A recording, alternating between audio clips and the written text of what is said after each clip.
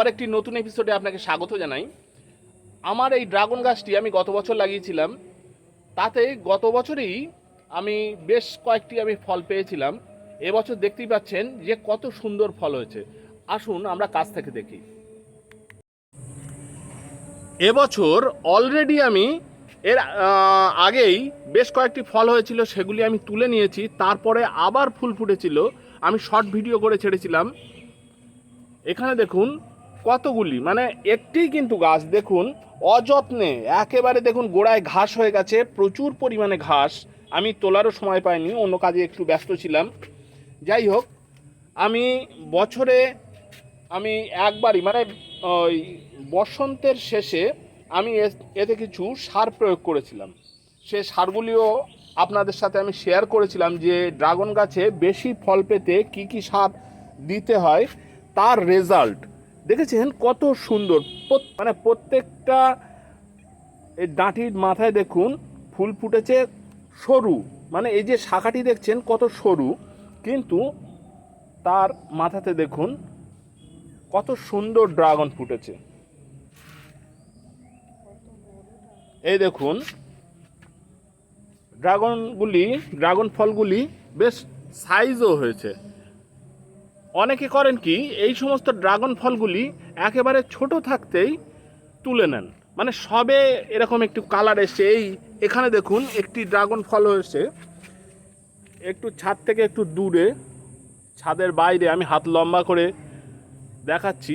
এটি কিন্তু এখনও সেই সুমিষ্ট ভাব কিন্তু আসেনি। আমি স্বাভাবিকভাবে এই ধরনের ফলগুলি তুলি না, একটু পরিপক্ক হওয়ার সময় দিই। দেখুন এই ফলের কালারের সাথে এখানে দেখুন এই যে ফল, এই দুটি ফলের ভেতরে দেখুন কত কালারের ডিফারেন্স। স্বাভাবিকভাবে যখন তার মিষ্টত্ব বেশি হয়ে যাবে বা ফলটি ভালোভাবে পেকে যাবে, তখন কিন্তু এমন কালার হবে এবং সাইজ দেখুন খুব সুন্দর। আজকে আমি এই ফলগুলিকে হারভেস্ট করব। সকালবেলা একটু একটু বৃষ্টি হচ্ছিল, যার কারণে আমি ভেবেছিলাম হয়তো আমি সকালবেলায় এই ফলগুলো তুলব, কিন্তু আমি সকালবেলা তুলতে পারিনি। তার কারণ ওই বৃষ্টির ভিতরে ভিডিও করা সম্ভব নয়। এখন বিকাল হয়ে গেছে, আমি সেই সময়ই, যাই হোক, আলোর একটু কমে গেছে, আকাশে মেঘ করে আছে। এই গাছ থেকেই আমি সপ্তাহ 2-3 আগে আমি কিন্তু অলরেডি আমি বেশ কয়েকটি ফল আমি তুলে নিয়েছি। তারপরেও একটি ছোট গাছে কতগুলি ফল হতে পারে। আমার এই ছাদে রাখা ছোট্ট বালতির উপরে এই গাছটি হয়েছে, তাতে কতগুলি ফল হতে পারে দেখুন।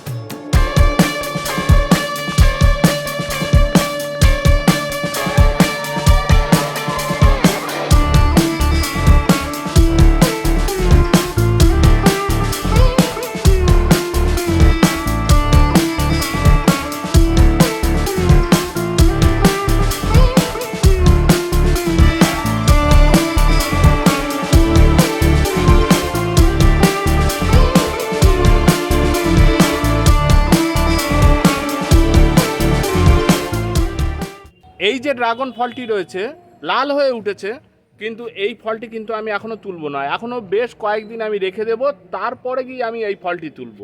এখানে দেখুন দুটি ফলের ভিতরে একই গাছে দেখুন ডিফারেন্স দেখুন। এই ফলগুলি মানে বেশ মিষ্টি হয়ে গেছে, কিন্তু ওই ফলটির মিষ্টত্ব এখনও সেই পর্যায়ে আসেনি।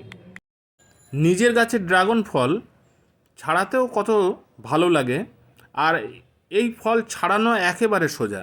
জাস্ট খোসা ধরে এইভাবে টান দিলেই একেবারে খোসা উঠে যাবে এবং ভেতরে দেখুন কত সুন্দর এর টেক্সচার।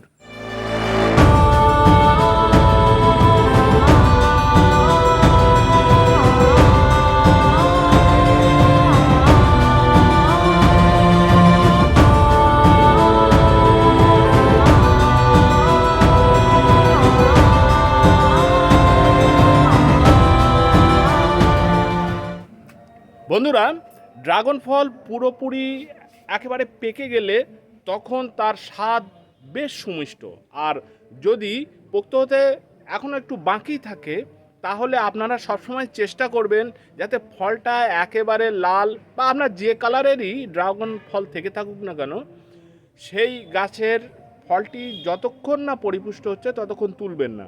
আর পরিপুষ্ট হয়ে গেছে বুঝবেন কি করে, ফলের মাথার অংশ থেকে হালকা করে একটুখানি দেখবেন যে ছাড়িয়ে আসবে, দেখবেন ওর গায়ে পিঁপড়ে কিংবা গাছের গায়ে পিঁপড়ে উঠতে শুরু করেছে, তখনই আপনি বুঝতে পারবেন।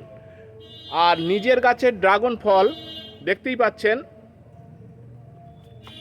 বেশ মিষ্টি। অনেকে বলেন ড্রাগন ফল অতটা মিষ্টি নয়, তার কারণ ড্রাগন ফল সেই ফলগুলি অতটা পোক্ত হয়নি। আর এই যে ফল আপনি দেখতে পাচ্ছেন একদম মিষ্টি। তো আশা করি আমার এই ভিডিওটি আপনাদের ভালো লেগেছে। যদি ভালো লাগে একটি লাইক দেবেন, অবশ্যই আমার চ্যানেলকে সাবস্ক্রাইব করে বেল বাটনটি অলে সেট করে রাখবেন। তো আজকে এই পর্যন্তই, দেখা হচ্ছে অন্য একটি ভিডিওতে। টাটা।